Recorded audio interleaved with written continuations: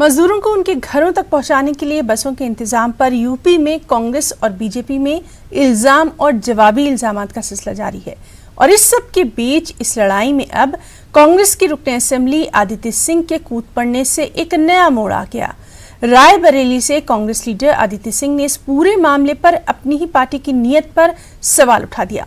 आदित्य ने ट्वीट करके इस मामले पर पार्टी के मौक़िफ़ की सख्त नुक्ताचीनी की है।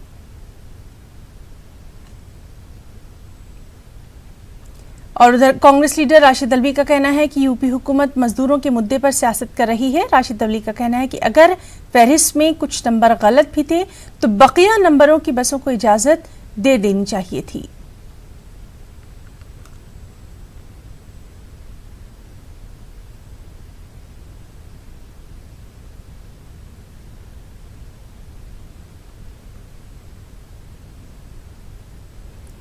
तो नाज़रीन, हम आपको बता रहे हैं कि किस तरह से प्रियंका गांधी की जानिब से मजदूरों के लिए मुहैया कराई गई बसों को यूपी हुकूमत ने इजाज़त नहीं दी और इसी पर ये जो सियासी घमासान है वो मचा हुआ है। यूपी हुकूमत का कहना है कि बसों की जो लिस्ट दी गई वो नामुकम्मल थी। दोनों ही एक दूसरे पर बसों के मामले पर सियासत करने का इल्ज़ाम लगा रहे हैं।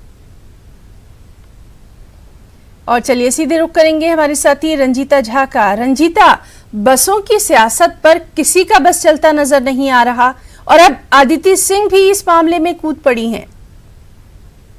निश्चित तौर पर ही ना, जिस तरह से उत्तर प्रदेश सरकार और उनका कार्यालय के बीच चल रही थी, राजनीति चल रही थी, श्रमिकों को उनके घर वापसी को लेकर एक कोशिश कांग्रेस की तरफ से की गई और दावा किया गया कि 1000 बसों का इंतजाम उन लोगों ने किया है। पहला जो पत्र प्रियंका गांधी ने लिखा था मुख्यमंत्री योगी आदित्यनाथ को, वो 16 मार्च का था और तब से वो अपील कर रही थी उत्तर प्रदेश सरकार से कि जो व्यवस्था कांग्रेस ने की है, जिन बसों को वो उत्तर प्रदेश आना चाहती है, उन बसों को उत्तर प्रदेश बॉर्डर में आने की इजाजत दी जाए। कल के घटनाक्रम पर ही ना नजर डाले तो कल दोनों ही तरफ से पत्रों के जरिए, बयानों के जरिए एक दूसरे पर आरोप लगाया गया। बीजेपी जहां ये आरोप लगाती, सरकार ये आरोप लगाती दिख रही थी कि जो बसों का नंबर दिया गया वो पूरी तरह से फर्जीवाड़ा थे। कई जो नंबर थे वो ऑटो के, रिक्शा के नंबर रहे, कई ऐसे बसों के नंबर दिए गए जिनके डॉक्यूमेंट पूरी तरह से नहीं थे। तो कहीं ना कहीं एक निम्न स्तर की राजनीति जो है वो कांग्रेस की तरफ से की गई। वहीं दूसरी तरफ कांग्रेस का ये कहना था कि जल्दबाजी में कई नंबर जो है वो गलत आ गए, लेकिन जो सही नंबर है, जिनके दस्तावेज सही है, उन बसों को एंट्री क्यों नहीं दी जा रही है। और 800 बसें बताई जा रही है कि यूपी बॉर्डर पर अब भी लगाई गई है। दावा ये किया जा रहा है कांग्रेस की तरफ से कि वो शाम 4 बजे तक यूपी के बॉर्डर पर तैनात रहेंगे और लगातार वो सरकार से अपील कर रहे हैं कि वो इन बसों को यूपी में आने की इजाजत दे। वहीं दूसरी तरफ इस पूरी राजनीति में आदित्य सिंह का ट्वीट जो है वो एक नया घमासान और एक नए विवाद को जन्म दे रहा है। यूपी की विधायक है वो कांग्रेस से जुड़ी हुई हैं और ऐसे में प्रियंका गांधी पर जो तंज उन्होंने कसा है, जिस तरह की निम्न राजनीति का आरोप प्रियंका गांधी पर लगाया है, वो अपने आप में ये दिखाता हुआ कि कांग्रेस में ही दो फाड़ दिख रहा है। हालांकि आदित्य सिंह के इस ट्वीट को कांग्रेस के नेता और खासकर उत्तर प्रदेश के जो बड़े नेता है वो तवज्जो नहीं दे रहे हैं। उनका साफ तौर पर ऑफ रिकॉर्ड ये कहना है कि वो बीजेपी की बात कर रही हैं, वो बीजेपी में जाना चाहती हैं। ये चीज उन्होंने पहले भी सिद्ध किया था। रंजीता, इस सब के बीच में इस वक्त का हाल जानना चाहेंगे। बसें अभी भी खड़ी हैं, आगे जाने की कोई उम्मीद नहीं, मजदूरों का कोई पूछने वाला हाल नहीं।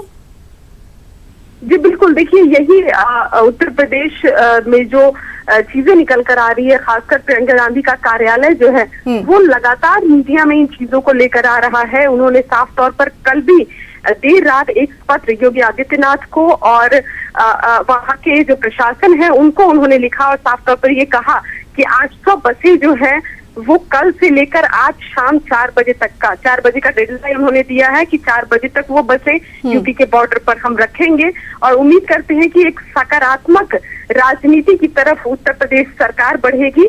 मजदूरों को लेकर, खासकर श्रमिकों को लेकर राजनीति ना करे उत्तर प्रदेश सरकार और उन श्रमिकों को अपने प्रदेश वापस लिया जाए, उसमें किसी तरह की राजनीति नहीं होनी चाहिए।